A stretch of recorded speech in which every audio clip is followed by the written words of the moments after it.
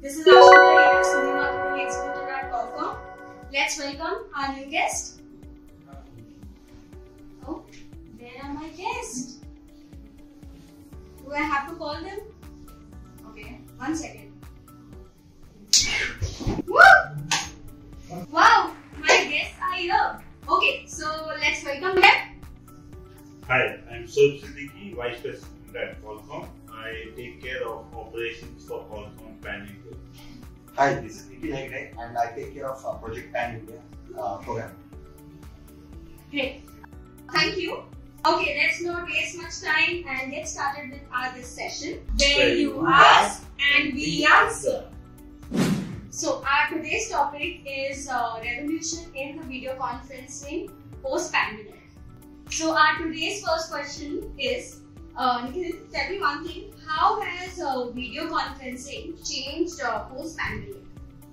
So previous to pandemic, people were using more of a hardware-based PC on the platforms like SIP, other technologies like SIP, H.323 and VoIP. So once pandemic came, people shifted to software-based video conferencing system. So once they came back to office, they were more comfortable and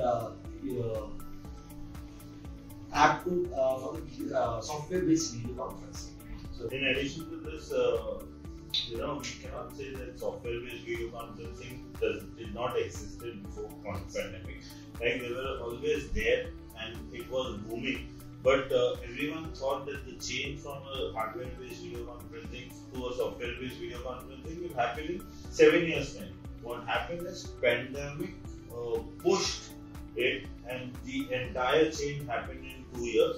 And people were forced to use software-based video conferencing when they were working from home, right? So that is how it has evolved completely in such a short period of time.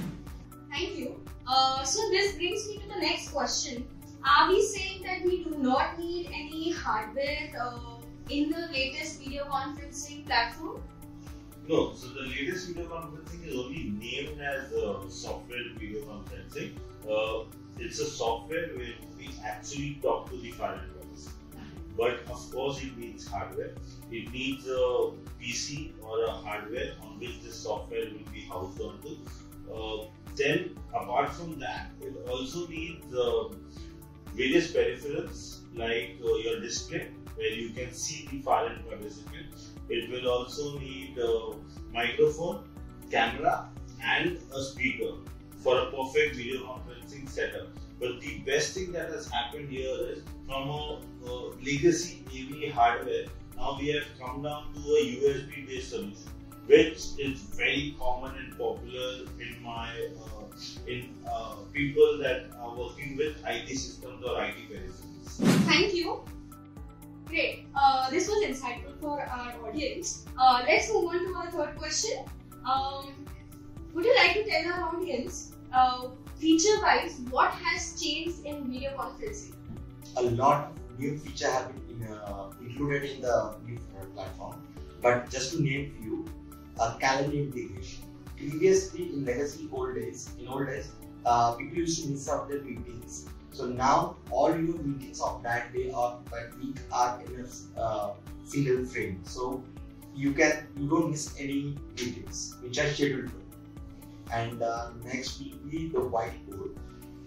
Remember, interacting with the physical whiteboard in olden days was a tedious job, but now we have an integrated whiteboard. So it is very easy and user friendly for the whiteboard integration, which is also has an inbuilt AI. And third will be the chat box. So users can have a one-to-one or one-to-all chat without interrupting the flow of the meeting. Some more features that I would like to add here is having a lot of layouts, right? So you can see if there is a presentation going on, you can have a presentation and a presenter view. Then you can have everyone in a one single frame. So there are multiple layouts to be selected while doing a video conferencing. Other thing is you can change a lot of backgrounds, right? So if you are having a hall in which there are different people from different companies. You can do marketing behind your, where you're sitting, you can have a background to yourself. So that is a feature that has been added.